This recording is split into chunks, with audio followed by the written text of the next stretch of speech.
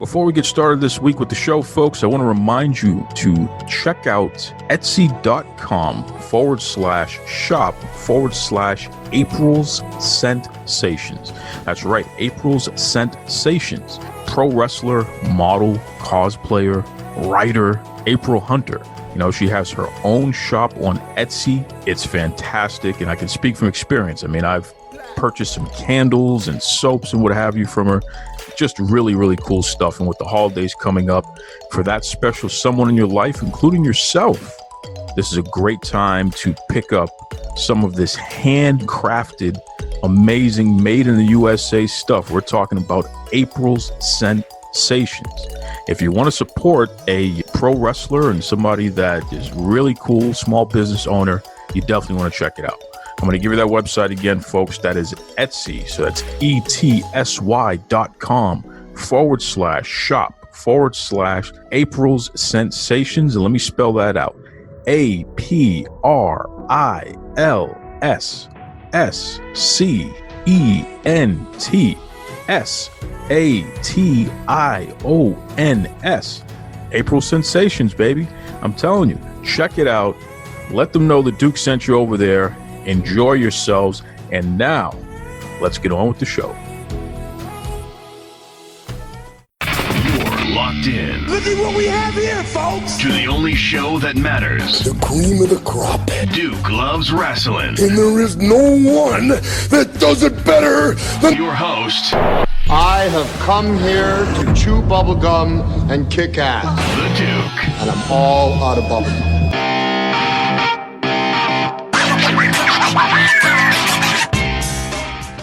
Duke, this is your favorite listener, Just Larry.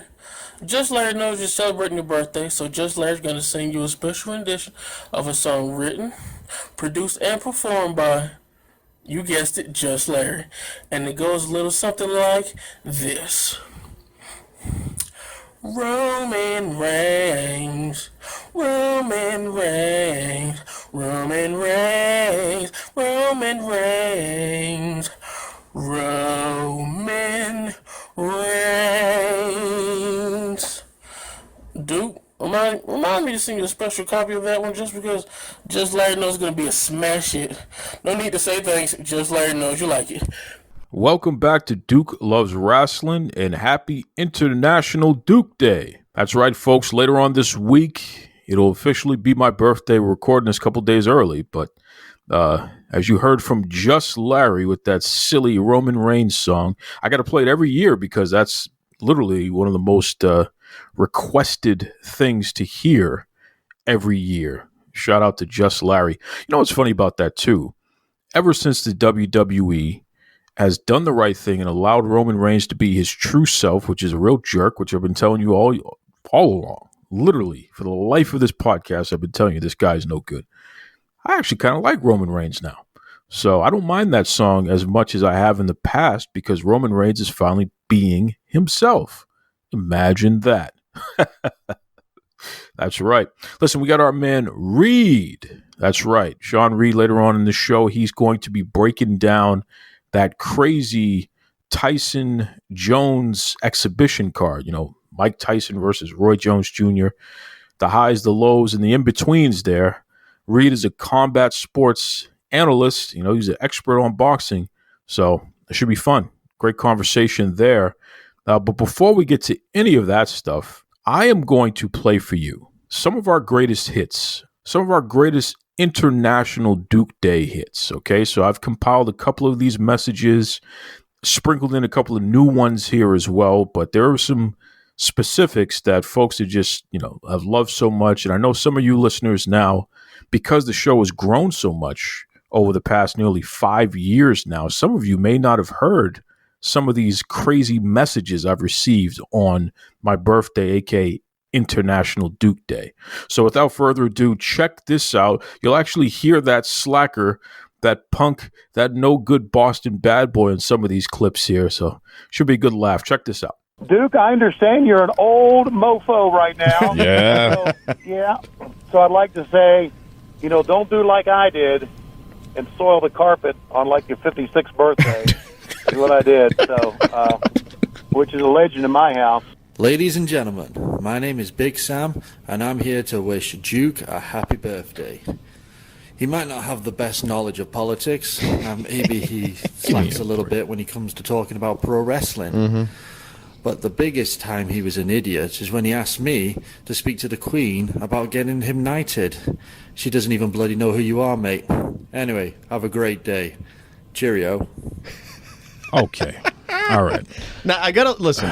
I love the British. They have my sense of humor. And the fact that they're so good at shitting on people really translates well to shitting on you. Listen, Big Sam, and I don't care how big and how bad you are, he has the move, the Big Sam bomb, by the way, which he drops people on their head, maybe he could give you that for your I'm just going to tell him right now, the Queen absolutely knows who I am, and I think it's a disgrace that you would even claim that she doesn't know who I am. So you let her know that the Duke is ready to be knighted. It sounds like you hang out... Sir Duke. It sounds like you hang out with a lot of queens. You seem like you have a lot of knowledge about what's going on. That's here. right. I do. I do. Are you going to play something worth listening to? Well, Jesus. Big Sam, I'm disappointed in you, by the way. Well, listen, you're asking for people to be nice to you when, in fact, nobody likes you. That's so not true. How do you expect this to go? Play something Honestly, decent. How do you expect this to go? Play something decent. Listen, Boston Bad Boy, seriously. Play something decent. So it's the Duke of Wrestling roast. And we're here with the Big Vito brand. What roast? Can't believe I'm actually going to do a roast about the host who knows the most. Now, I just got to say, where would Vito get the idea that there's a roast happening? Yeah, where? It's amazing, isn't it? And how come I wasn't notified of this? Roast? You're notified now. And that's myself, the Big Vito brand. Duke talks a big game and how he knows about all these intellectual, stimulating things, and he's into the politics, and he knows about broadcasting. But what does he really know? Absolutely zero. Give me a break. Ask him to put out an article, takes him 5 weeks. Ask him to put out something in the mail, takes him 6 weeks. Ask him to write you back an email, takes him 7 weeks. You know why? Because he can't do nothing. He's one of the most bullshittingest people in the wrestling industry that you ever want to hear from, and it's the Duke of Wrestling. I just don't even know what to say to that. Well, the best part is he's not done. Why? Because he's the Duke of Bullshit. That's right. Duke of Wrestling equals the Duke of Bullshit because nothing he says is relevant. All right, that's enough of He this. also says that his favorite guy and his favorite man in the business is Meltzer. I mean, you can't get any higher than that, can you? Look at that. Big Vito, he's getting his nails done, and he made the time to lay it all out for you. I'm really starting to actually, you know what? I'm really starting to like International Duke Day. Stop that. We should do this once a week. You put them up to this crap, and I'm going to tell you something Absolutely right now. Not. How dare I don't have to sit here and take this. No, you set this up. I don't have to sit here and take this as you besmirch my You good set name. this up. Enjoy your poison, There's my no friend. way Big Vito would bury me like that. There's no way. It. I don't want to believe What did I do, an impression of him? I that don't was know. him. I'm going to talk to him about this, though. But don't worry, because I'm a little afraid of him because he's bigger than me. Well, but should be. Still, I'm going to talk to him about this. Because there's no way he buried me like that. All right, well, let's just move on then. How could he accuse me of saying that Dave Meltzer is my biggest guy? That's not true, Well, I don't know. That's not true. Rumor gets around, I guess. I'm sick of it. Do you have anything good? Because I'm going to cut this off right now. I'm sick of this. Let's see what we got here. Hi, this is Noah Harlow Lagrasso, the fairest podcaster of them There we all. go. And I want to wish Duke a happy birthday. Yes. I'm not sure why. He's kind of a dork, kind of a nerd, hangs out with Vito. That says a lot for his personality. Heard he's a Meltzer fan. Wait a minute. Again with the Meltzer stuff. She not only buried you, she buried her own husband. But anyway, me a mark. happy birthday, Duke. I hope you don't get a paper cut and pour lemon juice in it. Wow. Have a nice Jesus. day. Look at that. That's brutal. You know what it was? She led you down the primrose path, then she took a turn. Oh, my God. Which I applaud, by the way. That was masterful. I don't think I want to hear any more. That was that. Well, the problem is you insisted that we do this. No, so I take it back. No, you can't. You know why? It's International Duke Day. Oh, stop You it. can't just You're stop making it. the stupid face when you you look at can't. You can't stop it now. No. The momentum is too play big. something that's decent. Well, I think they've all been decent, so I think you should stop insulting our listeners who have took time out of their day. Duke! This is international wrestling star Tyra Rusumi. I'm taking a break from rearranging pretty faces from all over Asia and just want to let you know that I have a little special birthday surprise for you. Yes. The next time I'm in the United States, I'm going to kick your ass. See you soon. Happy birthday, Duke. We love everything you do for wrestling and WoW superheroes. You are a superhero. Enjoy your day. Happy birthday. Hey guys, this is Jay-Z Flair, the Bojangles champion, and I'm here with my bride. This is Chelsea. And we're here to talk about jzflair.com/store. And also, you can find me at beneaththemakeup.com. And we just want to make sure that Duke has a happy birthday. So for me and my bride, I hope you have an awesome birthday. All right, we're keeping this train going here. And I mean, man, I'm really excited once again. I don't know what's going to happen on this episode, folks. As you know, every year we do this International Duke Day celebration of my birthday, which is really a celebration of all my friends out there. So, you know, the hotline is open. Anybody could be calling. In fact, I'm looking at the the line right now. It's ringing. So wait, hold on one second here. Hello. Hey, Duke. Happy birthday. Thank you. I appreciate that. Who is this? This is Aubrey. You don't know my voice? Oh, I'm sorry, Aubrey. I'm sorry. Listen, I got people from all over the place calling me, so I always want to make sure. I don't want to call you the wrong name, and then I know somebody like you too. I mean, you give me a knuckle sandwich or something, right? Yes, indeed. You don't get my name wrong. That's right. I better make sure. Now, wait a second, Aubrey. You're down there in Florida, right? I am, and you know what? It's supposed to be warm, and it's not, and I have an attitude about it. Oh, okay, okay. Because here in Boston, we've been dealing with freezing temperatures, but I know that the next couple of days we're going to be hitting 50 degrees. So maybe we took some of that warmth from down there and brought it up north here. No, bring me my warm back, okay? Okay, all right. Let me write that down. I better make sure I bring Aubrey her warmth back there. Now, as far as I know, you're not a pro wrestler technically, although you are pretty tough. I know you can beat me up, so I got to make sure I watch my words here. I am from Detroit. That's right. Hey, listen. So I already know. I better watch myself. But down in Florida, now you're a real estate professional, right? I am. Yes, I am actually.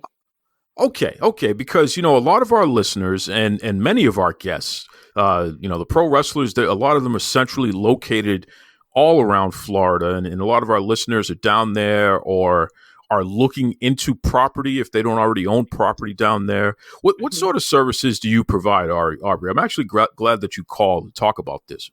I help owners list and sell their homes. I help buyers buy real estate, and especially for investment purposes and for their primary residence, as well as property management services. So if there's a person that has property in the state of Florida and they would like someone to manage their property, I do that as well. And that's also for residential and commercial real estate. Wow, that's a mixed bag of a little bit of everything there. So that's pretty cool. Let me ask you, is it actually a good time right now to be, whether you're buying or selling or looking into doing something with real estate? Is this a good time to be doing that right now? Right now, it is a great time for both. And the reason is because the interest rates on loans are so low, they're record-breaking low. And that's over the past 5 years, we haven't seen interest rates this low in the 2 and 3%. So yes, this is a great time to buy. And then as well, there's not a ton of inventory on the market at this moment. So sellers are getting a great price on their homes as well. That's pretty wild. Now, we're out of the woods as far as the hurricane season right now, right? Well, technically, hurricane season is June to December. It's half the year. But yes, we are pretty much out of the woods. We may have maybe a storm, but typically by the time the end of October passed, maybe the beginning of November, the hurricanes are pretty much gone. So, yeah. That's pretty cool. So once again, this is a great time for people to, whether you're looking to buy or sell, especially down there in Florida, all over Florida there, Aubrey Bridges, it would be a great person to tap into and get some more information and really get some guidance on what you can do in terms of property down there in Florida. Now, a person doesn't have to live currently in Florida in order to contact you about property in Florida, right? Absolutely not. I am licensed for the entire state of Florida. So all the way up from Tallahassee, Jacksonville, Orlando, and I'm centrally located in South Florida. So West Palm Beach, Fort Lauderdale, Miami-Dade County, even in Key West, I'm licensed. So, yep. That is awesome. That is awesome. Once again, Aubrey Bridges, I've checked out your Instagram, which is pretty cool. And I know you got some great information right there. Folks can contact you through that. Why don't you let everybody know what your Instagram is? So my Instagram is Aubrey, Aubrey, Bridges, Bridges, Realtor, Realtor. So Aubrey Bridges Realtor is my Instagram. And as you heard, everyone, she's from Detroit. So all of you tough ladies and tough guys out there, she's just like you. So be a great person to do some business with, for sure. And hey, listen, I'm afraid of her, so I gotta always make sure I watch my mouth. I don't want any problems. I heard through the grapevine that Aubrey one time took her shoe and was about to go up somebody's head because they were disrespecting other folks. So listen, I make sure I come correct. I don't play. Listen, Aubrey, you didn't know that calling into the hotline here, I was going to put you on the spot to plug your stuff, but hey, you did a good job. Thank you. I'm all about the shameless plugs. I'm about I'm about business. I want to provide my customers with the best service possible, and basically making this transaction and their investments run as smoothly as possible. So that's what I'm here to do. Good stuff. Good stuff. Her name is Aubrey Bridges. Once again, Instagram, Aubrey Bridges Realtor. And I'm going to put that tag in the comments there so you folks will be able to have a direct link where you could check her out. Anyone in and around Florida, if you own property, if you're looking to buy property down there, if you're interested in Florida real estate, if you have some questions about Florida real estate, Aubrey Bridges, that's the person to talk to. Aubrey, once again, thank you for the birthday wishes. I appreciate you calling in, and thank you for not hurting me. Oh, no problem. Thank you so much for having me, and happy birthday to you. You enjoy your time. Like I said, you never know what's going to happen here. I mean, the hotline is ringing. We don't know what's going on. I'm going to take a quick break. And when we get back on the other side there, my conversation with the one, the only, Reed. Hi, this is Earl Oliver from Sully's Vintage Wrestling. This is Raj Giri with WrestlingInc.com. This is Sean Reed, boxing writer and undercover low-key wrestling fan. And you're listening to Duke Loves Wrestling. Woo!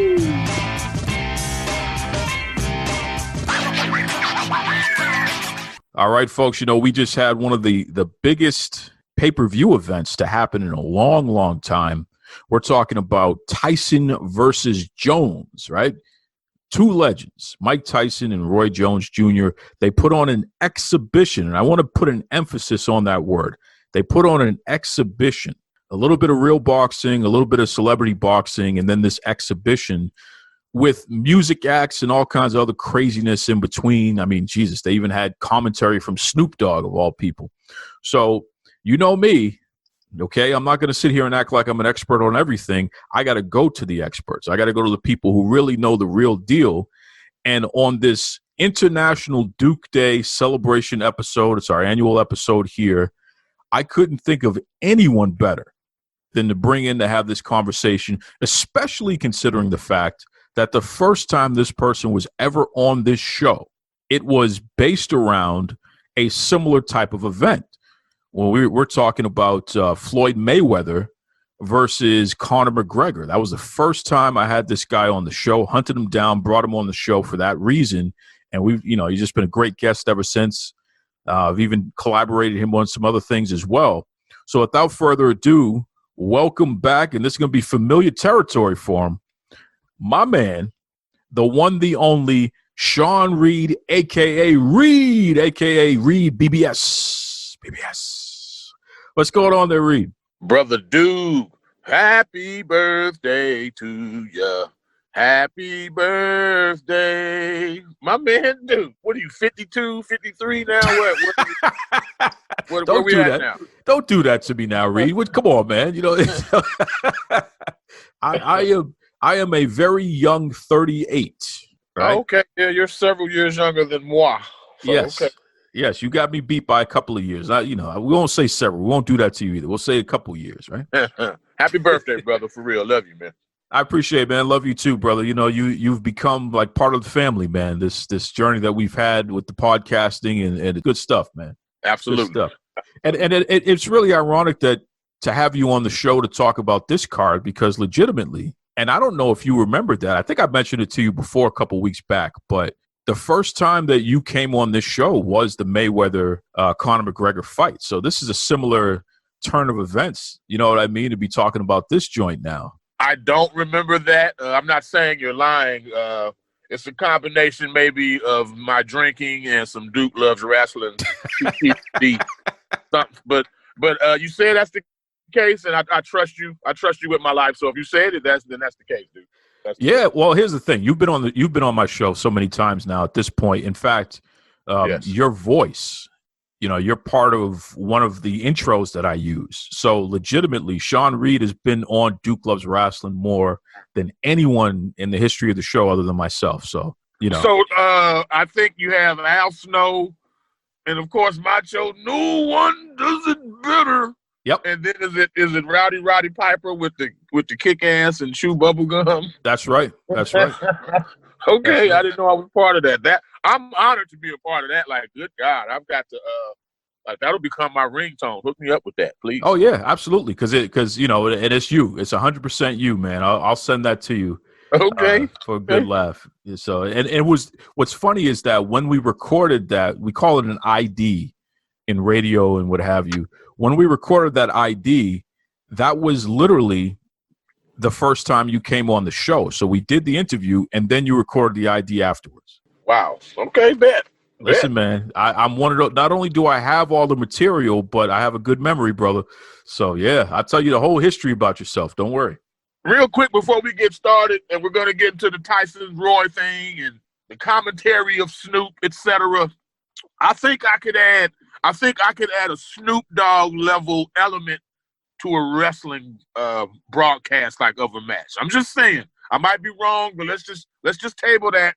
Let's table that for somewhere down the line. I'm just putting it out there. You know what? That's something, we're gonna have to do that. So for the Duke Loves Rasslin fans out there, I think Reed and I are gonna have to do what's called a watch along.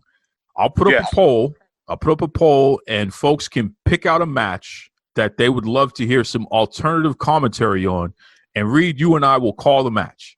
Bet. Let's do it. I love that. That's a great idea. That's a great idea. We'll do that. That's you can hold me to that, brother. Let me pull together a list of matches, like greatest matches of all time or something like that. Obviously something long enough and entertaining enough, and then we'll add our little pizzazz to it. I like that. Okay. Right. Okay. Yes, sir. Yes, sir. So let's get to it, brother. We had Iron Mike Tyson and Roy Jones Jr. These are things that we thought we would never, ever, ever see. I never thought I'd see Mike Tyson ever step foot in the ring again. Although when he had that interview on his own show, Hot Boxing with Mike Tyson, and he interviewed Sugar Ray Leonard, Mike literally broke down crying, talking about how he misses who he used to be, that crazy boxer, that guy that would just step in the ring and want to annihilate somebody, want to beat the hell out of him, what have you. He misses that person, and he feels empty without that person. But he's also afraid of that person because he knows if he goes back to being that person, hell is coming with that person.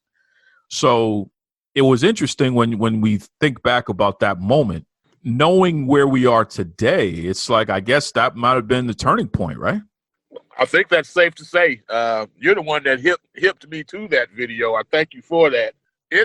This is more than anything else. People will say, oh, Mike's making this money.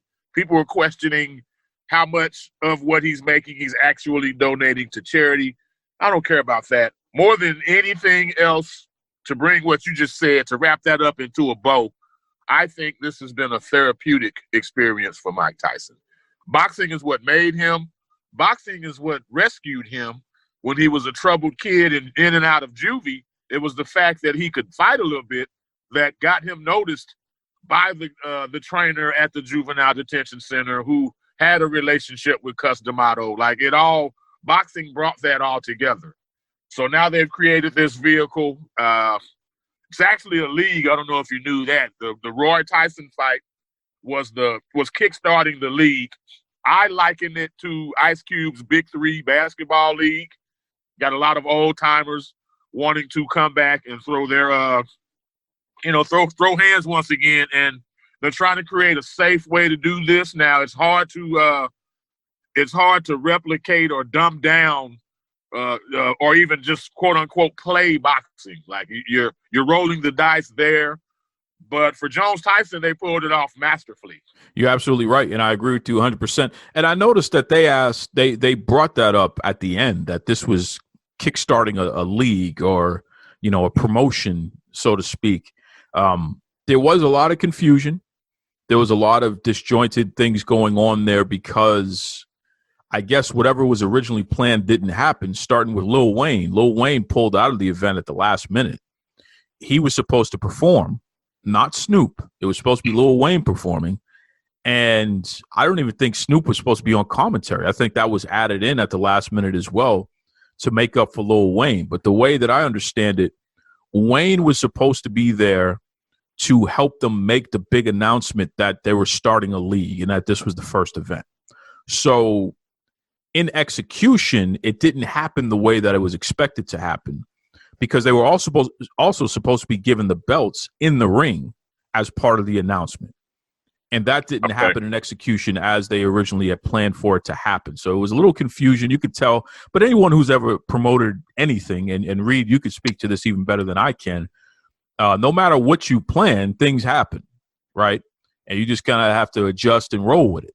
So I'm not taking anything away from them, the confusion, especially at the end and how kind of disjointed it looked.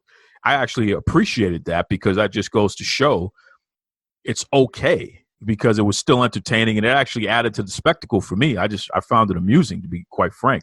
I mean, I've never heard Lil Wayne. I've seen him at certain fights, not personally, but, he'll be one of the celebrities that they pan the camera to, sitting ringside or whatever. But knowing what I know now, having seen how it played out, I could not imagine Lil Wayne sitting in Snoop's place. Snoop is just like, who doesn't like Snoop? I'm not saying Wayne's kind of done some things recently to make himself a little less likable.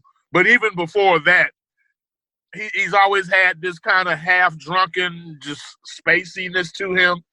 And even though we all know what Snoop indulges in, he's still like, he's like the Black Willie Nelson. Everybody loves Snoop.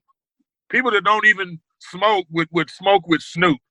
And it's I'm not trying to promote drug use or anything, but it worked out better for them. Like, I want to know who wanted Lil Wayne over Snoop, because it couldn't have worked out better than the way it did. Like, real talk.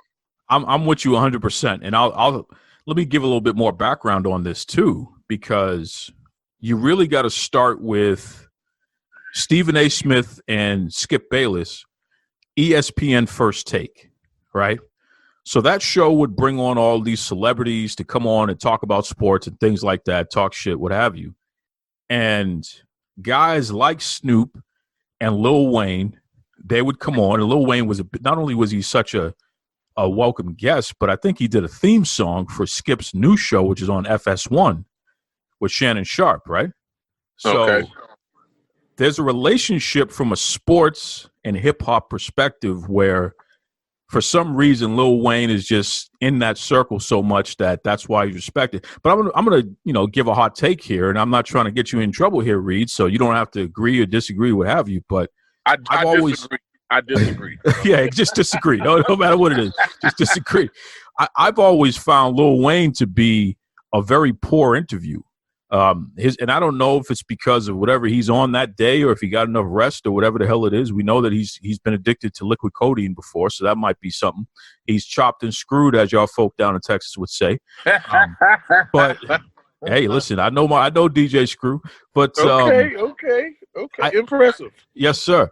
Unlike Snoop, who always communicates clearly and who always is somebody who's entertaining and you understand what the hell's going on with him.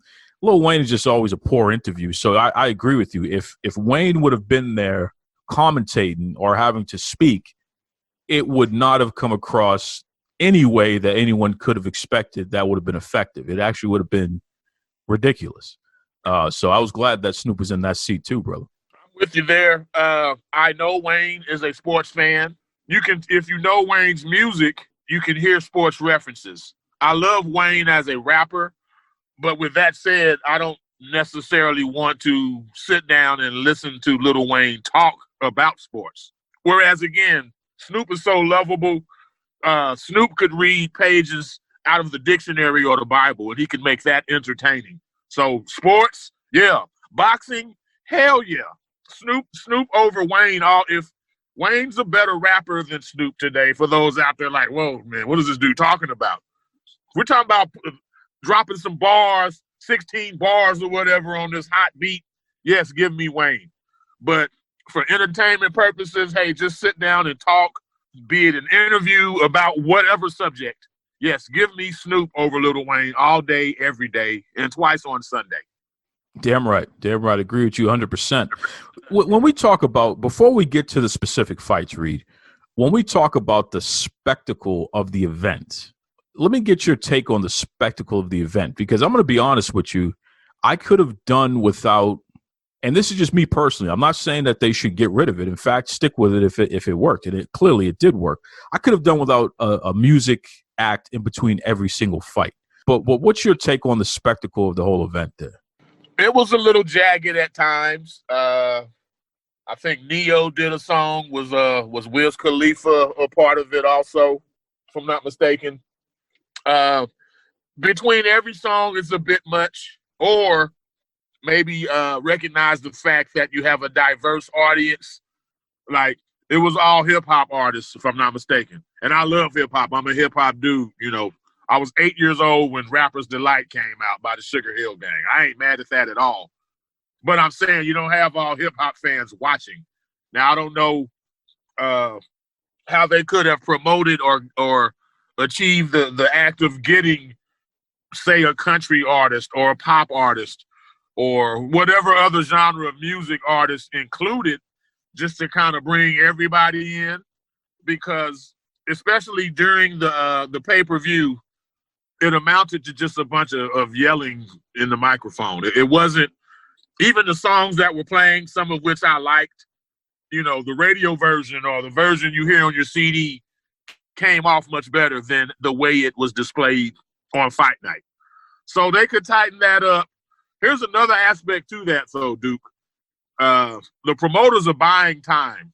Like, if a fight ends early, promoters are almost, and especially pay-per-view people, they're hoping most of these fights go the distance. The worst thing that can happen is they have a bunch of early knockouts, because you don't want to rush Mike Tyson and Roy Jones into the ring, especially 54 and 51. They're still getting massaged and loosening up those old-ass muscles and tendons and shit. So you don't want to have a big gap. You don't want to have a lot of dead time, especially that new Triller. You know, they didn't have any old fight footage that they could go back to and rely on to fill a 20-minute gap like, say, HBO would have, or Fox Sports could do, or ESPN could do. So in their case, all they had were musical acts. That was all they had. I get why they did it, but they should be moving forward, try to be more cognizant of a cross-pollination of musical genres. Because, hell, I believe anywhere from 1 million to 1.5 million people bought the pay-per-view. Well, those weren't all hip-hop fans, I promise you. So accommodate everybody, make a more of a melting pot in terms of the musical acts. And it'll be successful moving forward. And I'm sure they're already talking. The things I'm saying now, they've probably already had meetings about. And I would anticipate seeing those changes moving forward. I'm with you 100%. I mean, you know, you got to act like, let me give you an example. A guy by the name of Chris Stapleton, which I think I tagged you online, Reed, in one of his songs, one of his recent songs. I think I tagged you in a post I did on Facebook. Yes. Here's a guy who is in the country genre, And he's a big-time songwriter, but he's also done pop songs like for Justin Bieber and Justin Timberlake, and what have you. Everybody wants to work with this guy. He has a blues rock, but almost like a Southern Baptist holler in his music. And the thing about that is it crosses so many different genres. Anybody can listen to that and feel it. So when you're talking about a card where you have a diverse fan base who are coming to watch, a Mike Tyson crowd was anybody who gave a damn about seeing something exciting. So it crossed all different generations and races and cultures and what have you. Everybody liked to watch a Mike Tyson fight. So an act like that is a hell of a lot more reasonable than just about anyone other than Snoop that we saw. Snoop is a classic. Snoop is U2. Snoop is Rod Stewart. Snoop is that classic easy listening that you can get away with putting that up there. But some of these other cats, man, and also, and I'm just going to say this, the N-word every 2 words, I mean, it was just ridiculous to me. Okay. I agree. I don't like it in a public forum. You know, as black men, maybe we use it, maybe we don't. In a public forum, yeah, I'm not with that either. I agree with you on that. Nah, I'm not here to empower some of these races, especially with the level of racism that we've seen in this country over the past few years. And you know, you look at the Department of Justice statistics on hate crimes, and black folk are number 1 once again, which is terrible. We are number 1 in being victims of hate crimes committed against us, right? And those crimes are specifically and explicitly, the majority of them are because of our race. That was the motivating factor to commit crime against us. I don't need to see the N-word and hear the N-word over and over and over again on the biggest sports event that happened this year. So, you know, I'm just going to throw that out there for anyone listening. I ain't down with that. Fix that. I cringed, to your point. Every time I'd hear it, I would kind of cringe a little bit. Yeah, totally. Yeah, and it's not like we're conservative or anything like that. I mean, come on. But still, there's a time and a place for everything, and maybe something like that, there really isn't a time and a place for it anymore. But so I think they got to tighten up the music acts. Again, me personally, I don't need to see a music act after every fight, but I understand that could also be a bathroom break. So I understand, and like you said, buying time for the fighters, that makes sense. So there could be a whole financial aspect to that. That's fine. But they got to tighten it up, man. They got to get acts that make more sense, more diversity, appeal to more crowds, and not just my buddy who probably is doing it for free just so they can be on the card, which there could be a lot of that going on too. You know what I mean? We'll let you and your team into the fight. Just perform for us. There you go. They got they all they wanted was pictures with Mike Tyson or something like that. Yeah. So there could be a whole financial reason why certain people were performing, because you know half of those acts, Reed, you never heard of. We can be honest about that. Yes. You know what I mean? It's like, come on. This again, it just didn't make any sense. Well, let's get past that now, though. Let's get to the card itself, and we don't have to go over every fight on the card, but from a only general, Only two mattered. And bring it to me. There's only 2 fights that matter. Let's go. Damn right. So we had the undercard, then we had the main card. Let me ask you this, Reed. Am I right in calling this a celebrity boxing event? Are you speaking of a particular fight? Or no, I'm talking about the card itself.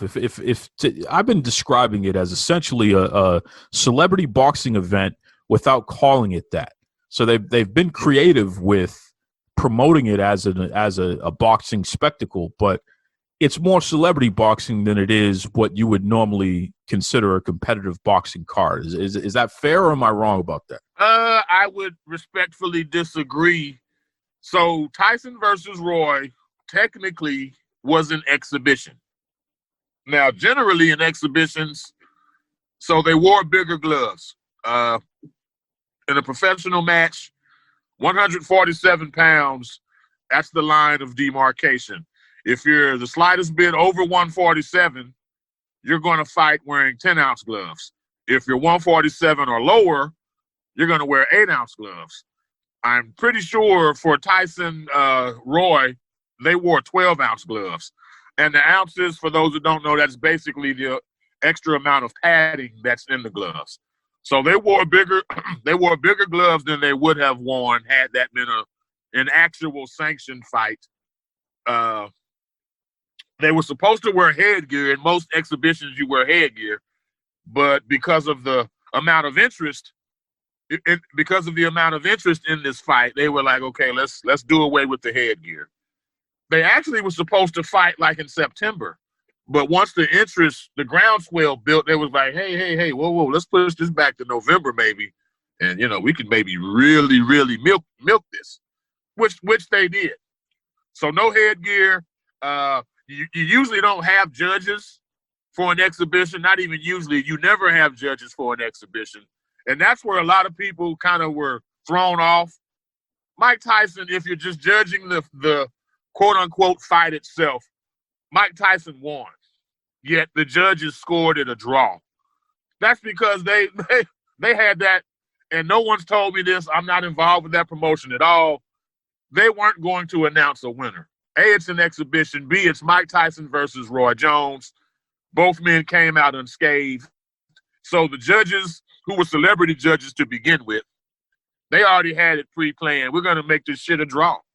Long as both guys finish the fight, I don't care if one guy gets dropped in every damn round, we're going to make this a draw. Again, Mike won if you would have scored by the letter of the law of an actual fight. Yeah, Mike outpointed him. And people were kind of mad because, there was live betting on this fight, so I get that. But you have to understand what you're going into. Like, there wasn't going to be a winner or a loser in that particular match. And that's why the draw was rendered. And that's par for the course of an exhibition. Most times when an exhibition happens, there is no winner or loser. That's just what that is. As far as the rest of the card, technically, Jake Paul has had 2 professional fights. Nate Robinson was making his debut. That was the celebrity angle. That's what you're referencing. But all of the other fights, so Mike and Roy exhibition, Jake Paul, Nate Robinson, yeah, it's YouTuber versus pro athlete. But these guys they had their boxing licenses, etc. And then the other fights on the card were actual boxers, in the midst of their careers. Either they've had title shots or they're working their way towards title shots. So the long story short, it's hard for me to call the entire event a celebrity event. There were certainly celebrity aspects to it, but it was a boxing event with celebrities sprinkled in. Let's put it that way. And it's interesting that you jumped straight to the main event before we talked about the celebrity fight, but it makes sense, and I want to continue to do that because I've definitely got plenty to say about that celebrity fight. But let's stick to Tyson Jones for a second. Reed, I was very disappointed in the lack of understanding from the general public about the fact that this was an exhibition. They gave us the rules, Reed. They talked about the rules during the event. The rules were in the newspaper. The rules were online. If you went to any of their social media, the rules were posted there. They let you know this was not going to be a competitive fight. There would be no judges. There would be no winner. Both of their hands would be raised at the end. Both of them will receive a belt. This was all clearly spelled out. You could not miss it. And yet so many people were complaining that it was deemed a quote-unquote draw. What does that say about society as a whole, Reed, when you can give them all the answers and you can prep them and everybody can act like they understand what they're getting into and then turn around and react the way that they did? It's like any other aspect of life. You and I have talked politics a lot. People don't read. So a statement is made, a statement is laid out there, and people extrapolate what they want from that statement. They only hear the things that make them feel good or touches their sensibilities. I mean, you're right. Hell, they even deviated from the rules of an exhibition. You're supposed to wear headgear. They didn't wear headgear. You're not supposed to have judges. Okay, we'll dig into the promotion's budget and have 3 glorified judges sit here. I think Christy Martin was one. I forget who the other 2 were, but they were all like tied to combative sports in some way. Israel Adesanya from MMA, he even was one of the guest commentators. They set up all these bells and whistles to appease the people who were complaining. But again, like you said, they put it out there up front. If I tell you, if you're dating a chick, you tell her, look, mama, I'm an asshole. You don't really want to date me. And she still puts it out there and tries to date you, then she really can't be mad on the back end and be like, you know what? You're a real asshole. Well, I told you that. I told you that from the beginning.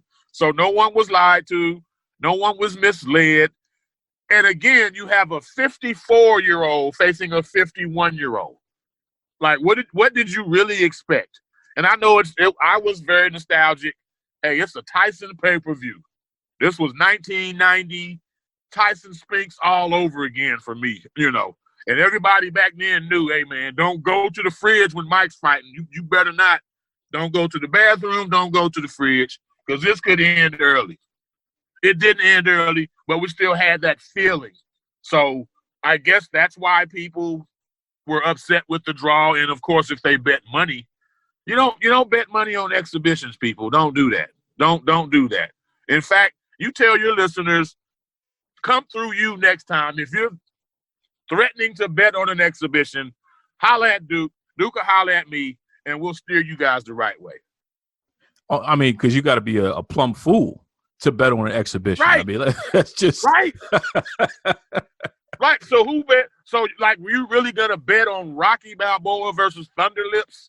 Like, did some in that mythical fight from Rocky 3? Okay, you were gonna bet on that, huh? Okay. But this is what I'm talking about. It just and the problem with betting on exhibitions is that you're setting yourself up for them to control the outcome even more, right? Yes. So if somebody threw an exhibition, so what? What are you going to do about that? It's an exhibition. Everybody's supposed to win anyway.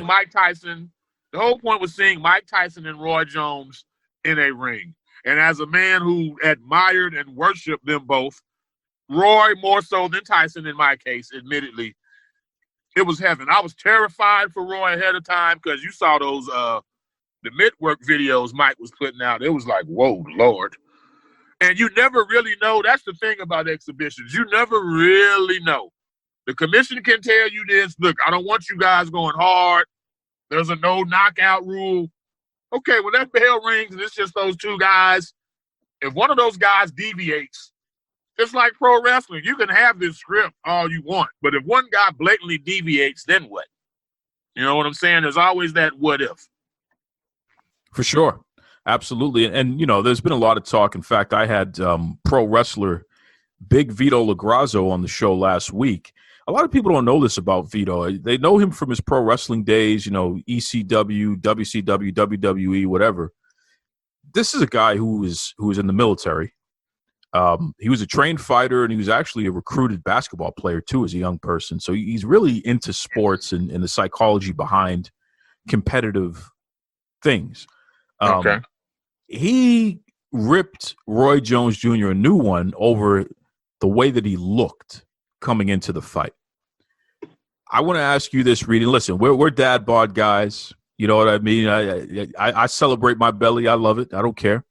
But I will admit that when Roy Jones Jr. walked in that ring, he and I looked exactly the same. And I'm sitting there saying, well, damn, I haven't been training for no big boxing exhibition. I could walk in the ring and look just as good as him right now, as far as looking. I'm not talking about throwing hands. I'm just saying the man did not look like he had been training to be on TV. Okay, he looked completely out of shape. He moved well. I'm just talking about physically before the bell rang, the way he looked, and especially when you compared him to the way that Mike Tyson looked, who Mike looked like he could fight right now. He could fight anybody right now. He just looked awesome. So what's your take on that, Reed? Do you give Roy a hard time from the conditioning that he, at least physically, how he looked, or do you just chalk that up to age? I would. Here's the thing. We don't know what Roy's body looked like the first time they signed the contracts for this fight. Yeah, his body. Like I told my oldest daughter, I said, she was like, "What's up with Roy?" I'm like, he could pull that body off. We have a water park here in Dallas called Wet and Wild. a lot of the dad bod guys like myself, we'll wear a T-shirt at a water park, right? We don't. The world ain't ready for this big old 1-pack that I got in my stomach. I ain't ready for that. But Roy, for prime Roy, yeah, his body looked bad. But for a dad bod guy, I was like, okay, you could. I've seen guys at the water park walking around shirtless like that. That wasn't so bad. And yes, Roy weighed, I believe, 210 pounds, by far the heaviest he's ever been for any fight. I don't think he's ever been over 200 pounds for any fight in his career until Tyson. But to the back to the point of the guy that you said was trashing him, okay, does he know what weight Roy was? Roy could have been 250 pounds when he signed the contract to fight Mike, or heavier. Like, we really don't know. Mike had been actively training with no goal in mind of fighting, but we knew Mike was shaving off weight. We saw the mid-work videos, etc. And then out of nowhere, Roy Jones has presented this opportunity. Well, it's easy to say he wasn't in shape, he didn't take it serious, but I keep going back to the fact we don't know what he weighed when he was first presented the opportunity. So at that point, if you're 260 pounds or whatever, and you're 51, it's not going to be quite as easy to get in shape as it was when you were 31 or 21 or even 41. So with that said, I would push back a little bit. And I know all you got to do is Google a picture of a prime Roy Jones's body. I promise you, he was less satisfied with the way he looked than anyone else in the world. Roy Jones had one of the best physiques ever. Like, comic book abs. And the thing with him, he wasn't a bulky guy. He was a lean muscle guy. It was like he had muscles in places people shouldn't have muscles. He had definition where you shouldn't have definition. So I promise you, he felt way worse about the way he looked shirtless than anyone else did. And because that's my dude, Roy Jones, I don't know him, but he's my dude. He's one of my biggest idols and role models. I'm thinking it's the fact that we don't know what he weighed before the fight was even presented to him, and he had a challenge getting down in weight. That's my story. I'm sticking to it. Oh, and you're a guy. I mean, come on. You're a boxing analyst. You were a former promoter, so I'll take your word for that. I didn't think about that angle. So not to say that that's exactly what the issue is, but that's a take. That's a possibility. I didn't even think of it. And if that's the case, if he weighed so much more, then yeah, it might be a dramatic improvement by the time fight card came to what he looked like when he was even, forget about signing the contract, just negotiating the contract. So that's a fair take there. I appreciate that. Let's talk about the action, Reed. It was the tale of two separate mindsets. I feel like, and this is my impression, so I want to get your take on this. I feel like Roy Jones Jr. walked in that ring for an exhibition, and Mike Tyson is not capable of having an exhibition, or at least the degree of what an exhibition is to Mike is not the same thing as what Roy and the rest of us was thinking. Mike walked in there to fight to a certain degree, and Roy walked in there just to put on a show. So, and I think Roy was surprised and at one point damn near terrified, like, wait a second. I thought we were just here to have a good time. I liken it to a basketball game. You might have somebody who played high-level college sports or even in the NBA a little bit, who comes back to the neighborhood and we just messing around and it's cool. And then next thing you know, the fool dunks on you. It's like, what the hell did you do that for? I thought we were just messing around. Right. So I got the impression that Roy got tagged, especially some of them body shots where he was like, damn, Mike, ease up. I thought this was a show, baby. Am I right in thinking that, or did you get that same impression, or what? It was somewhere in the middle to me. The goal, I think Mike walked in not wanting to, neither man wanted to be hurt, okay? Not seriously hurt. However, they also were acutely aware of the fact, look, I'm Roy Jones, you're Mike Tyson. If we come in here and we bullshit the public, even at our ages now, that's not going to reflect well on our legacies. Like, this will become a footnote on Wikipedia. Oh, yeah, they had this crap fight where they juiced the public for money at the tail end of their career. So I won't say it was scripted, but I could see where maybe, like, here's the deal with Mike. So Roy, we all know Roy was doing a lot of holding. I don't blame him. It's like, yeah, you better contain those hands, those arms, because Mike's got hydrogen bombs in his gloves. That's how hard he hits. But I also, especially early, I think Mike was he was telegraphing intentionally. He was telegraphing some of his shots to the head. Like, look, Roy, I can't just not swing at your head. So I'm going to throw this right hook. I'm going to throw it nice and wide. And if your ass don't see it and get out the way, that's on you. So Mike would, his technique is a little tighter, and it could also be an age factor. But to the degree that Mike threw to the head, he was telegraphing his head shots. So Roy could either duck or just run the hell up out of the exchange altogether. I did see an instance in the last round where Roy could have drilled Mike with a hard left hook, and instead he kind of eased up and just touched Mike with the left hook. But to your point, they were throwing hard blows to the body the whole fight. They were throwing hard in the exchanges, and at one point you could see Mike getting kind of frustrated, not frustrated, but tired of Roy clinching him, and Mike would kind of fling him around, like big bro would do to little bro. But again, we're talking 54 and 51. The effort they put forth was good. I wouldn't have gained anything from seeing either man get seriously hurt or knocked out. Who wants to see a 54-year-old or 51-year-old get embarrassed? Like, would that have done anything it wouldn't have done anything for me, maybe for the betting public. But I think it played out perfectly. Now, moving forward, that's going to be the challenge for these exhibitions. And depending on who Mike fights, and we can get into that, down the line, that's going to be another element, which will make it intriguing, which will make people want to watch and spend their dollars spend their hard-earned dollars to watch this.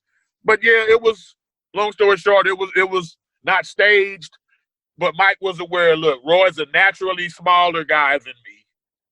He's, like you said yourself, Roy, he's in worse shape than me being Tyson. So, okay, I don't have to go that hard on this guy, but I'm not going to juice the public either. I'm going to let my hands go. They want to see Mike Tyson let his hands go. So that's what Mike Tyson's going to do. And that's what Mike did. And luckily, Roy was he was on the same page enough to realize when Mike swung at his head, motherfucker, you better duck. Because I'm letting the punch go. I can't not punch at your head. So I'm basically announcing I'm about to punch you in the head or swing at your head. So go ahead and duck. And that's what Roy did. But yeah, the body blows, totally legit. Totally legit. So Roy, I'm sure, yeah, he don't want to get back in there with Mike. Hell no. And I wouldn't blame him. That's a good call. And you brought up something. So before we get to the undercard there, that celebrity fight, I do want to say this. We won't see this again. We won't see two gentlemen being nice to each other in the ring again. Because I don't think that people who have that kind of respect and relationship and admiration for each other, I don't think it's sustainable to continue to give us fights like that, exhibition or otherwise. I saw some comments from Evander Holyfield in his camp where he essentially is calling Mike Tyson weak, saying that you ducking me, and we called you out. We try to put this thing together. Let's do it. That's the fight that everybody wants to see. Roy Jones is a nice guy. Yeah. But people don't want to see that. They want to see Holyfield and Tyson stop ducking me. And I know that Tyson doesn't want that fight. And I'm sure he doesn't want that fight for a multitude of reasons. Number one being he might kill Holyfield. And number two being I don't know how Mike will react if Holyfield was able to handle him. So it's a double-edged sword in that regard. I don't think that Holyfield is in any kind of shape and I haven't seen him, but I just listening to him the way he communicates, I think he's there might be some CTE issues or something there.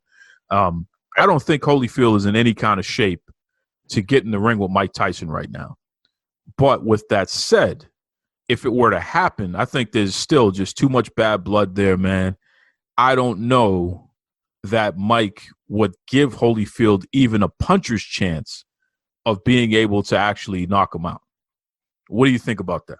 I think Mike would play along, but here's the thing. Of all the guys that you could line up for Mike to have another exhibition with, I think Evander Holyfield is the most likely to deviate, and I hate to keep using the word script. Let's call it a gentleman's agreement.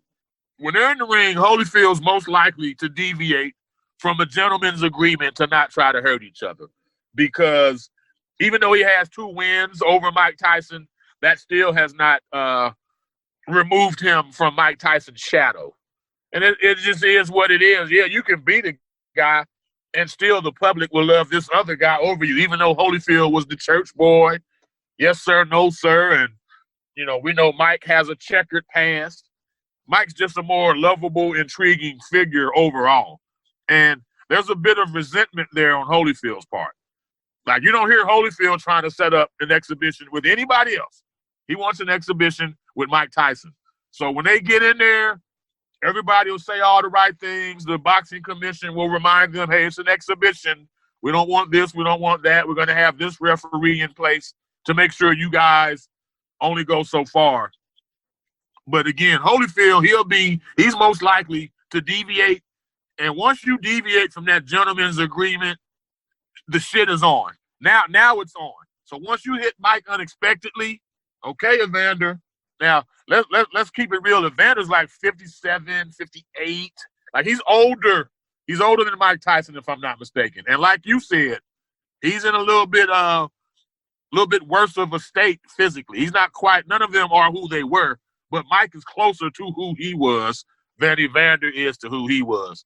So, you're crossing that other side, or what was it that Eddie Murphy said in Life? The upper room. The upper room. Okay, Evander's closer to the upper room. But he would be the one to deviate first. And at that point, once he deviates, then Mike is going to put his foot in Evander's ass. So we would get a real KO in that one. We'd get a real KO there, and it'd be Evander's fault in that instance. I don't want to see it. I'm going to be honest with you, Reed. I'm a little annoyed with Evander and his team for allowing him to talk the way that he's been talking at Mike, posturing and demanding this be put together. Because I'm sure he's asking for a lot of money, and rightfully so. I mean, it is the only money fight that Mike could have with somebody who's not actively boxing today. But I don't want to see it. I just don't want to see it because I don't think. You mean Mike or Evander? What's that? You said that's the only money fight Mike could have with anybody not boxing. Did you mean Mike or Evander? No, I'm talking about Mike. I don't think there's really no interest in seeing Mike fight anybody else where it would be a money fight who isn't Evander. I mean, you would have to go to an active boxer. Now, you couldn't put Mike and Floyd in the ring together. That just wouldn't make any sense. Well, I mean, let me say this. There's a fighter named Shannon Briggs. I don't know if you've heard of him. He's from Brownsville, Brooklyn, like Tyson. He's actually, and we're going to get to the Paul brothers. The older brother, Logan Paul, he's had a couple of these celebrity fights himself. Okay, his trainer was Shannon Briggs. His trainer was the Shannon Briggs I'm speaking of. There's also Riddick Bowe, who come on, Reed. Reed. None of those guys. I mean, with the exception of the Paul young man that you're talking about, which, okay, you might be able to bring in your YouTube audience, a bunch of people who don't really know anything about boxing, these kids. And yeah, you might get a payday off of that. So I'll give you credit on that one. But Shannon Briggs, history has forgotten who Shannon Briggs is. And come on, man. So with that said, here's my last name. Out of nowhere, Buster Douglas has expressed interest in having an exhibition with Mike Tyson. Reed, Buster Douglas weighs more than you and I put together. You ain't gonna put cheeseburger eating Buster Douglas in the ring today. Come on, man. Dude, here's what I'm saying. See, now I'm putting my promoter hat on. If Buster Douglas can get down to a reasonable weight, now you're talking basically Tyson Douglas 2. And everyone knows people that don't even know boxing know the biggest upset in sports history, 42-1, was Mike Tyson versus Buster Douglas. I could be wrong, Duke. I'm very knowledgeable in combat sports, but I've been wrong. I'm not going to front like I've never been wrong on anything I've stated. Mike Tyson versus Buster Douglas. If him and Roy did 1.5 mil pay-per-views, Tyson Douglas 2 would do that same amount. You know what, I'm Reed? saying that right now. That's why I have you on the show, Reed BBS, because you absolutely know this better than I do. I mean, hell, you were a promoter. So I tip my hat and I bow down. You're absolutely right. To see Tyson Douglas 2, to see Tyson get his potential revenge and avenge that loss. Yes. The only real loss on his record, let's be honest, everything else is kind of too controversial, and Tyson didn't have it in some of his last fights. The only real loss that Tyson ever had was to Buster Douglas, as far as I'm concerned, as far as the general public is concerned. Right. So, exactly. So yeah, the interest in seeing Tyson beat his ass would be enough for people to tune in. I agree. That probably would be the biggest fight in history, to be honest with you, as far as numbers, because people would tune in just to see Tyson beat Buster Douglas's ass. You're right. But let's go further. So think, I'm not a hockey fan, but I'm sure there's, I know of the term goons, the guys who fight in hockey. Think of the baddest current hockey goon. Put him in an exhibition with Mike Tyson. Let's get some rugby guy. Like, dude, there's not a long shelf life for this because Mike is 54. But I think until he gets about 60, just match him with I would love to be the matchmaker. Oh my Lord. I could find all kinds of opponents. I would go Shannon Briggs next. Riddick Bowe, I'd throw him in there. Or Evander, if he wants it, I'd be like, all right, you better not take that cheap shot, bro, or it's going to become a real fight for sure. In the meantime, Buster Douglas, that gives him about a year to go from 390 or whatever he is, get his weight down to where he can look presentable with his shirt off. And then, there's a shelf life for this. People, the key is Mike Tyson. People are intrigued. There's a generation of people who only heard their parents speak about, oh man, Tyson fight nights were the best. You couldn't even go to the refrigerator. Everyone wants that experience. Everyone wants to be able to, oh yeah, man, I was part of a Tyson fight night. I was part of that. And that's what we saw with the Tyson Roy Jones thing.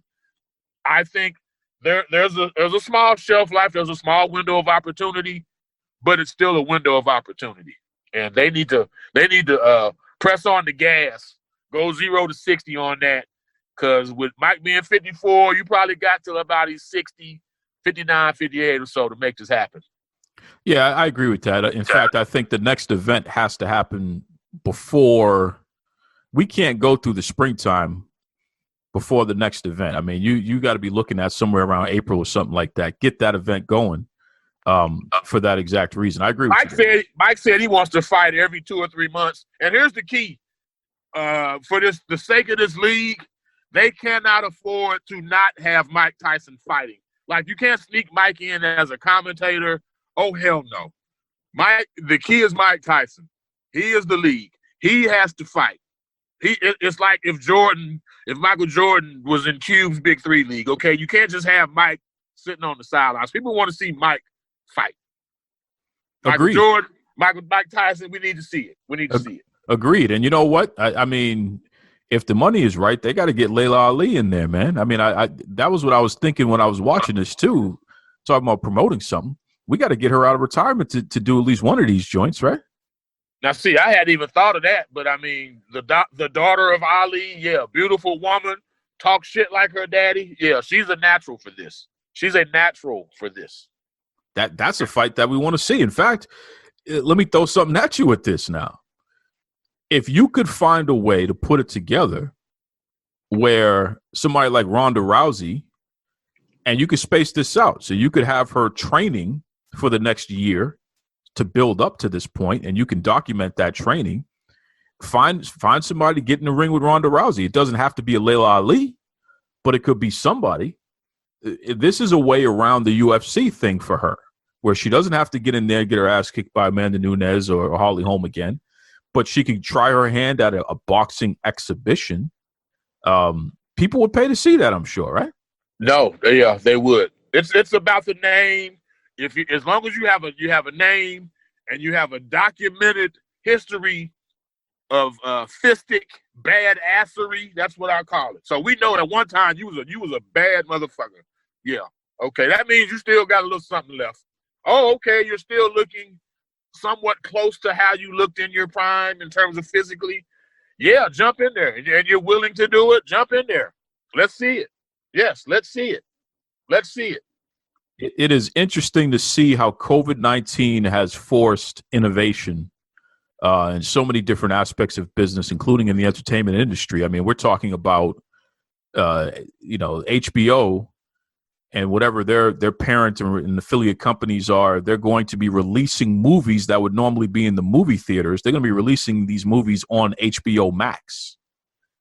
So you'll be able for the first month to see it on HBO Max, and then it'll go back to the movie theaters because of COVID. So innovation is just taking over. And seeing these folks with name identity, especially like you said in fistic arts and combat sports, the matches that could happen, the opportunity to put on these spectacles is just through the roof. And speaking of which, I mean, let's get right to it here. The undercard and probably the fight of the night, just because of how it was the best knockout of the night. This Jake Paul and this knucklehead slam dunk champion, former Celtic, former Knick, former everything there. I don't even want to say his name because I feel so bad for him. I'll let you say his name, Reed. I don't even want to say his name. I mean, Snoop was singing a Negro spiritual because he was trying to raise this man from the dead because he got knocked out so bad. You go ahead, say his name. Precious Lord, take my hand. Nate Robinson. He's just Nate. I don't even want to put his last name on. I don't want to disrespect his family like that. He's just Nate. Okay. Okay. Look, as a guy actively involved in boxing, I don't normally dig in like this. And just to be clear, full disclosure, Nate being a former professional athlete, Jake Paul being a YouTuber, I was like, Nate is gonna kill him. Jake Paul, Jake Paul, until up to this point, he had fought other YouTubers in boxing matches, which basically means he hadn't had a damn boxing match to me. What I underestimated about Jake Paul is he's had these YouTube fights over the course of like 2 years. And with that, he had legitimate boxing trainers training him. Now, that doesn't mean he's ever going to be a world-class fighter himself, but given the fact he's been training for every bit of 2 or over 2 years in boxing, then you put him in with a guy who hasn't trained at all.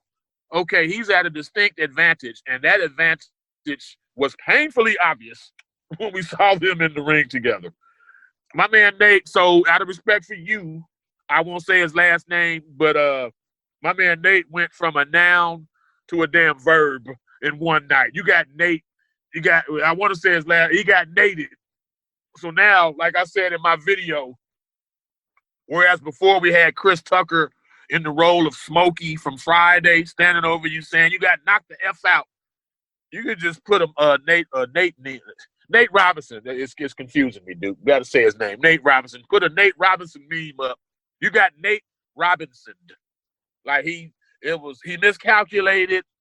And yeah, it was embarrassing.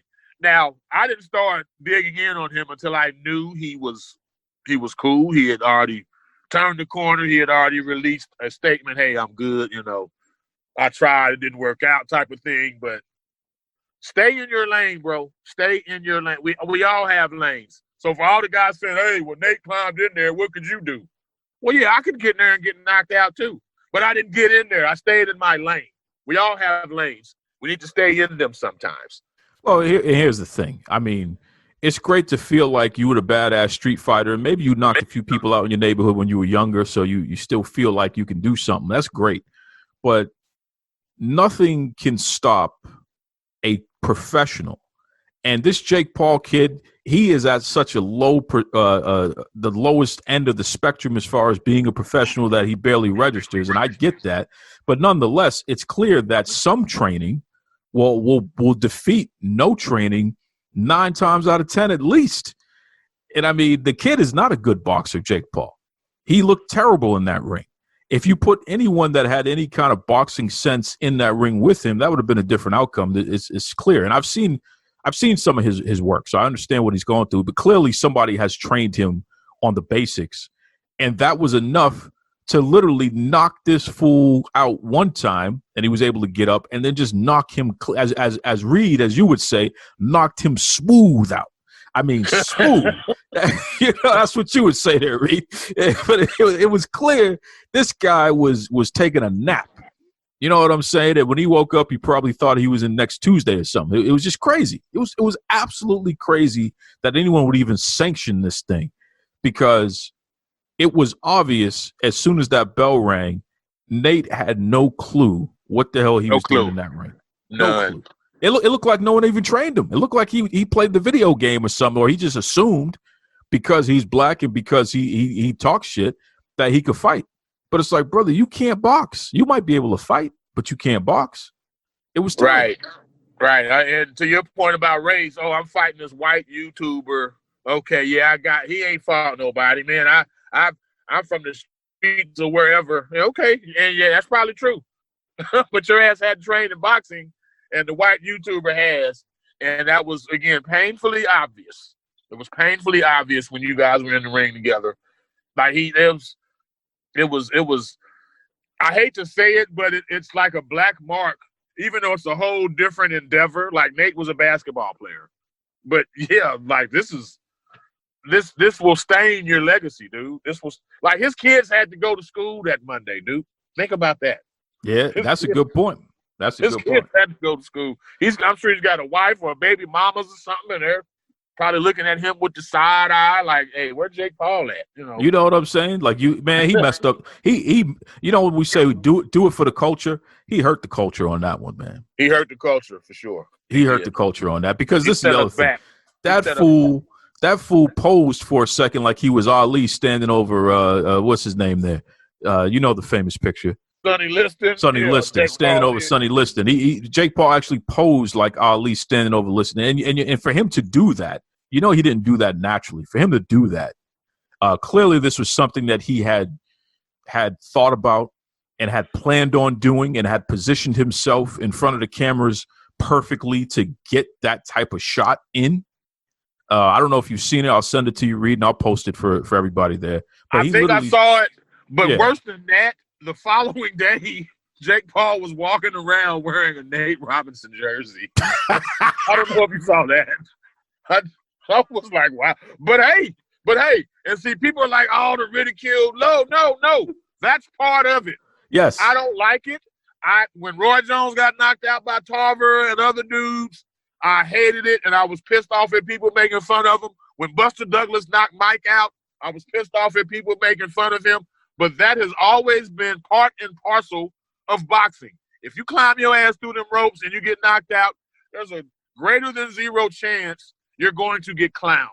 So don't sit here and tell, oh, man, we can't do that to Nate. No, that's what happens. That's what boxing is. You don't play, Snoop said it best, you don't play boxing. It's an old cliche, but it's true. Don't get your ass in there, because that's what can happen. And we all know what it is. And here's the worst thing. You're on a Mike Tyson pay-per-view, so everybody either saw it or heard about it. So it is what it is. You can't get mad at the people for clowning you for getting knocked out. You should be mad that you got your ass in the ring to get knocked out. It's on you. That's on you, man. That's a good call. And so put your promoter hat on for a second, Reed, because I have a theory here. All right. If I'm Jake Paul in his camp, I'm holding out for another fight or two before I fight somebody who knows what they're doing. Because at this point, Jake Paul has created enough buzz for his name to carry a fight. People will tune in to watch him fight, right? Celebrity style, not anybody serious. So I think you find another athlete that doesn't have any boxing training, you knock his ass out too. You might after that you find a tomato can, and you find a way to convince him to let you knock his ass out too, and then you cash out with a Conor McGregor or somebody like that. But I wouldn't put him in a real money fight yet against somebody that has skills, because we know that as soon as he gets in the ring with somebody with skills, he's going to get his ass whooped. So He has right? a short shelf life also. Yeah. And just real quick, I don't know if you know the background. So what prompted Nate versus Jake Paul was the fact Jake's brother Logan called out Antonio Brown, the football player. And this was in the height of Antonio Brown's mental episodes, getting cut by the Raiders and then cut by the Patriots and having sexual assault cases and shit like that. This is when Logan Paul called out Antonio Brown. So there was no response from Antonio Brown. So then Nate Robinson stepped up, saying, hey, I'm defending the sanctity of professional athletes and you're just a YouTuber. I'll fight you. And then Jake stepped up, said, okay, I'll fight you, Nate. Forget my brother, I'll fight you. So that's where all of this stems from. So to your point, now that we've seen what we saw, there's going to be, I've already seen on social media, all kinds of athletes or all kinds of journeyman level boxers. Hey, I'll fight him. I know a guy, I won't say his name because I don't want to ruin it for him, but I know a guy with a record of 7 wins and 17 losses and like 4 draws. Like, horrible record. But I promise you he would beat Jake Paul in a boxing match. He'd beat his ass. He wouldn't just beat him. He would beat his ass. He wouldn't get out of the first round. Right. He'd beat his ass. But that's what they're going to have to guard against. To your point, you're going to have to handpick carefully. You want to get him some celebrity fights. Maybe find another football player or a basketball player, an athlete that doesn't have a boxing back. Beat his ass.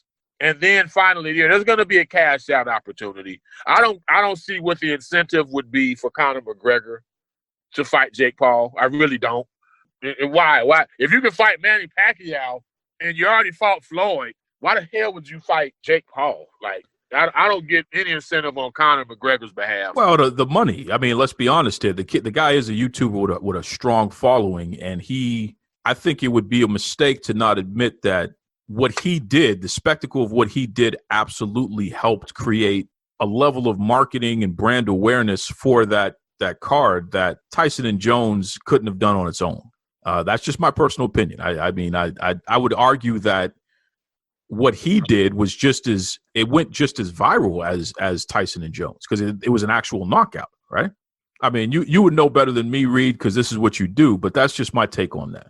I think here's what I'll say to that. I think the people who ordered the pay-per-view, I don't think they ordered the pay-per-view because of Jake Paul. They ordered the pay-per-view because of Mike Tyson. Absolutely. Now, if we're talking the story of the pay-per-view, clearly that was Nate Robinson getting knocked out. There's no that was the story. So the story of the pay-per-view, what everybody was talking about the next day was Jake Paul. I'll give you that. And that will carry over to whatever he does next. But no, the people that paid for that pay-per-view, they wanted to see, it was some like me, hey, Roy Jones was a part of it, but it was primarily, by and large, Mike Tyson people, for sure. Absolutely, absolutely. And just to put a bow on this, going back to Tyson Jones, the the hilarity of the post-match interview with Jim Gray. First of all, I love Jim Gray because he just ignores Mike Tyson's antics. Most people would be terrified because Mike has this weird ability during an interview where he could laugh and joke around and then he could say something really, really serious that makes you concerned that he's probably about to kill you. And he can do it all in the same sentence at the same time. And because Jim Gray is used to him and they love each other and, it's all love there, Jim Gray can just completely ignore Mike Tyson's antics and it's all right. But, at one point he's asking Roy about his health and how he's doing and all that other stuff. And Mike's like, what about me? Right.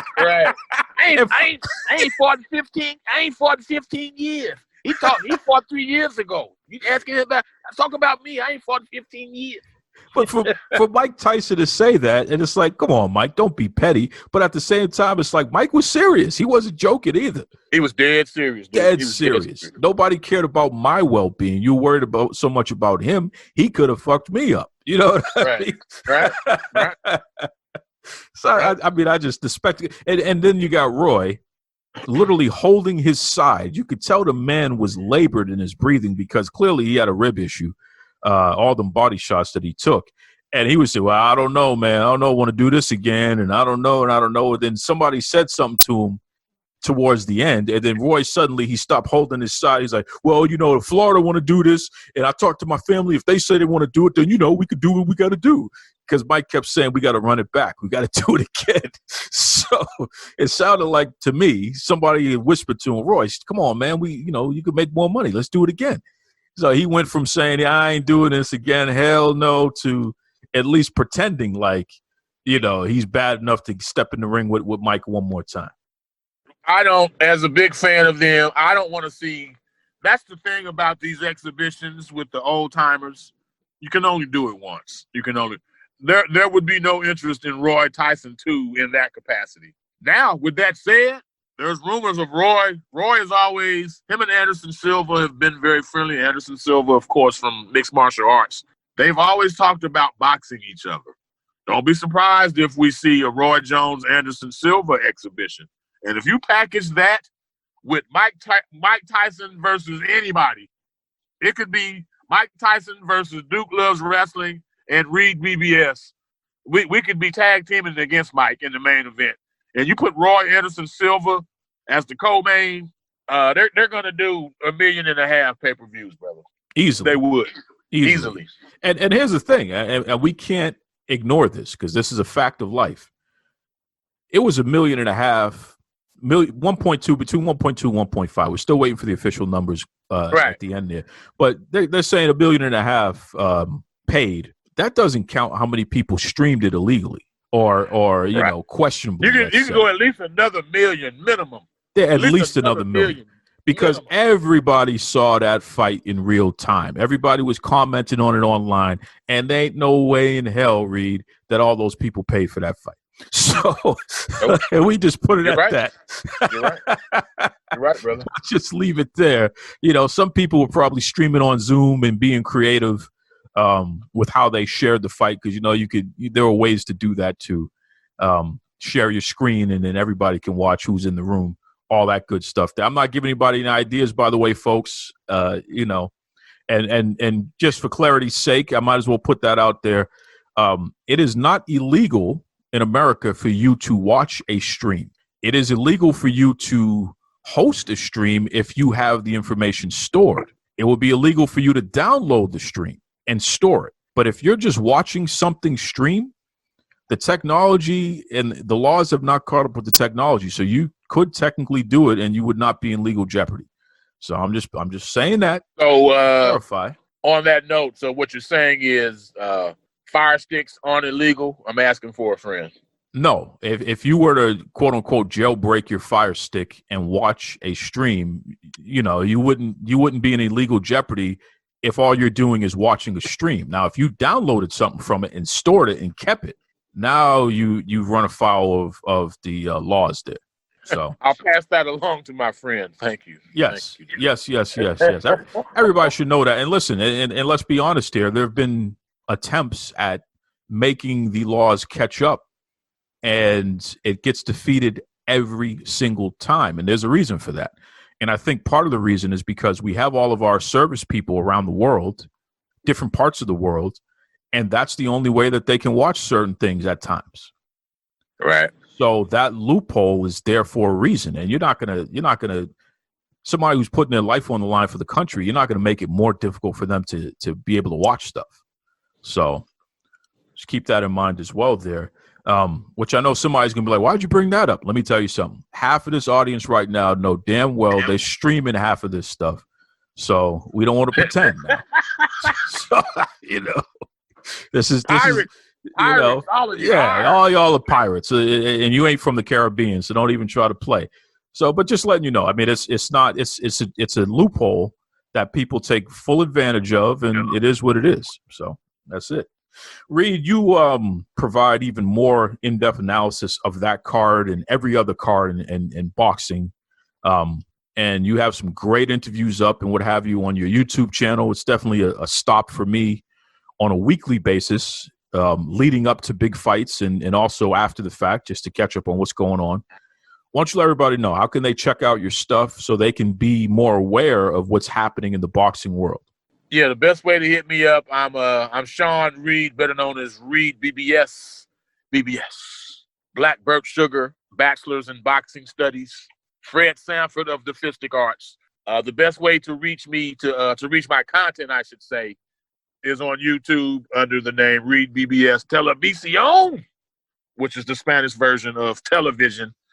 You can also reach me at Sean Reed on Facebook. My videos are posted on Twitter as well as Instagram. So just check me out. You won't be disappointed. It's the same vibe you're getting now with Duke. It's just more boxing centric. And real quick, want to shout out to homie Earl Spence. My most recent interview was with his trainer, Derek James. Last night, Earl Spence, he had his comeback fight from a horrific accident 14 months or so ago, or maybe about 13 months or so, however long ago it was. His car flipped 5 times. He was thrown from the car. Seemed improbable he would ever box again. Hell, it seemed improbable he would live through the accident. He lived through the accident. He boxed again, and then he won impressively in his first fight back against Danny Garcia. So shout out to the Dallas homie. And with the Dallas Cowboys not winning many games this year, a Dallas fighter fought in Cowboy Stadium, Jerry World, AT&T Stadium, and he won. So I'm taking all the W's I can for Dallas. Shout out to Earl Spence. But yeah, hit me up.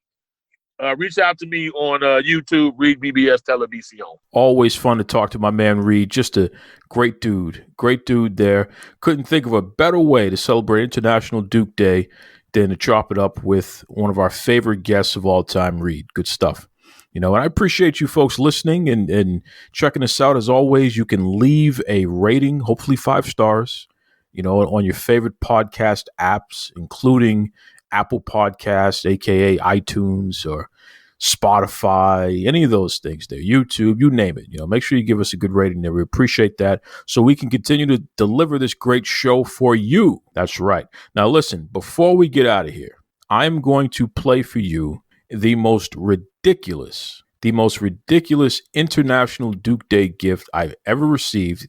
It came from the Boston Bad Boy a few years ago. It's ridiculous. And then we'll have our man Tony Schiavone come back to take us out.